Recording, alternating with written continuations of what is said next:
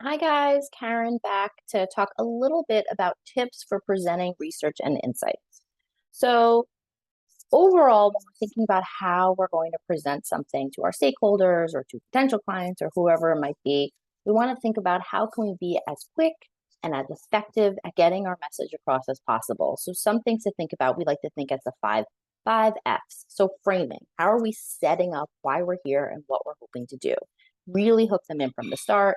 Of course, we want to be super focused in driving towards whatever outcome we're trying to influence.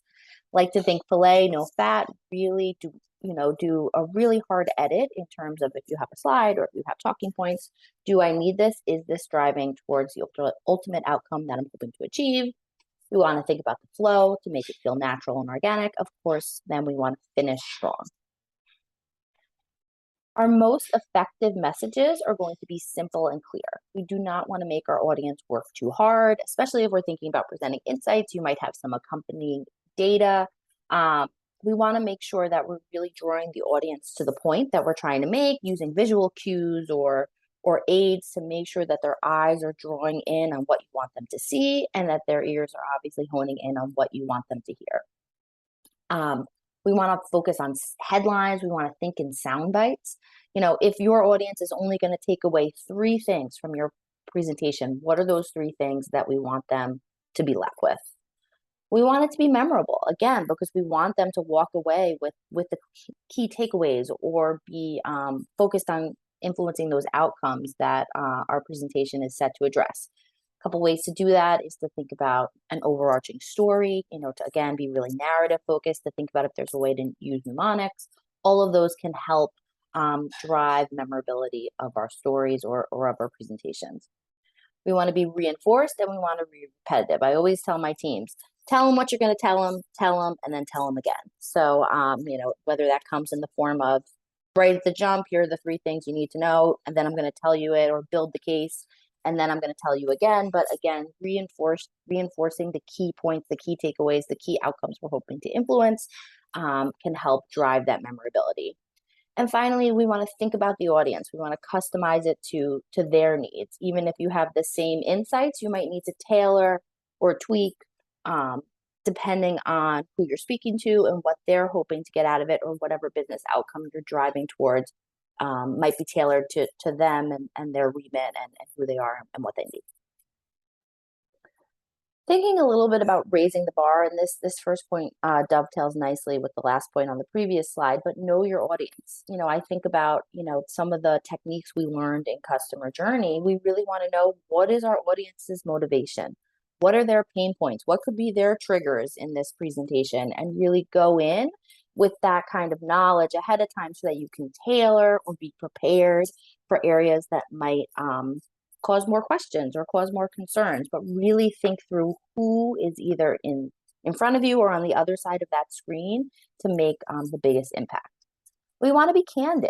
We talk a lot about, creating insights requires leaps of interpretation and they require, bravery at times. So we want to be candid about that. And we really want to we put so much work into our presentations oftentimes, and we want to make a real natural connection with our stakeholder. And that does require just being open, honest, being open to feedback, being flexible. All of those things can help raise the bar for sure on presentations.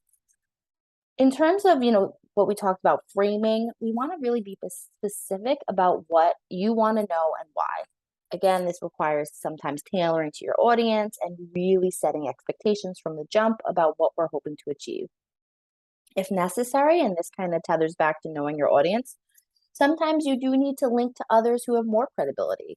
Sometimes this comes from layering in secondary research, like we talked about a couple of modules ago, in terms of adding credibility to maybe your primary research, pulling things from Statista or Pew that corroborate what you're finding in your data. Sometimes that can help. Practice. Especially for those big presentations, we want to really do some trial runs to make sure we have it down pat and that we're feeling comfortable with the information that we're presenting. And finally, especially for many of us who work in media, work at creative agencies, I always implore my teams to get creative. Most of the times in my industry, I am speaking to creative people, people who are developing television, and their language is creativity. So we do our best to speak to them in their language, whether that's showing video or, taking all the numbers out and just using imagery and words. Again, overarching, again, tailoring to your audience, knowing how they think, how they're motivated to make the biggest impact. Specifically within presentations, we can think about a couple of unique ways to engage the audience. And I think that these really do apply in both in-person and virtual presentations.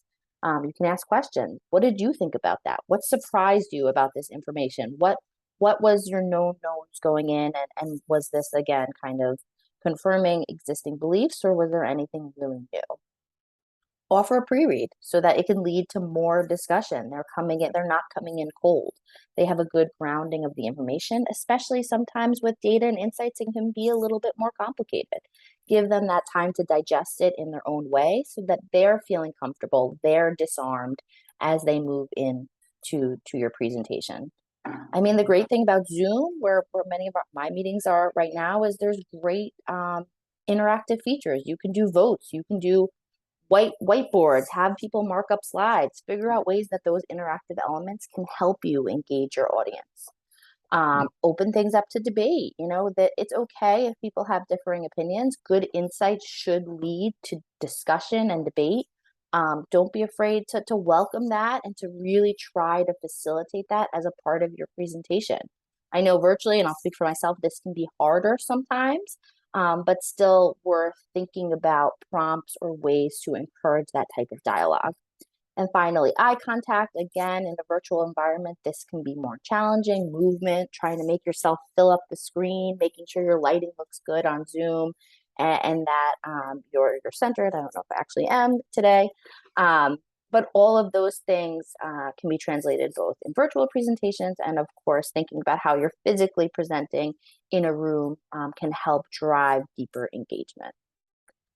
And then, as with anything we do when we're thinking about research, we want to think about, how do we know if this was successful? How do we measure it? And, we have a couple of ideas here, although I think you can get creative with how you think about metrics of success as well and KPIs for your presentation. But overall, you walk out of the room, how engaged was the audience? How much discussion or debate was there? That could be a sign that your presentation was successful. Did your audience lend you instant credibility? Did they buy in? Do you feel that they really were believing in the story you were telling them? You could think about whether they rationally connected to kind of the data points or the insights that you were putting across the screen, and if you felt like they were going to action them. And then did they feel an emotional connection to your story? And of course, did you feel like it was powerful from start to finish? And with that concludes our quick hit tips on presenting. Any questions, don't hesitate to reach out. Thanks, guys.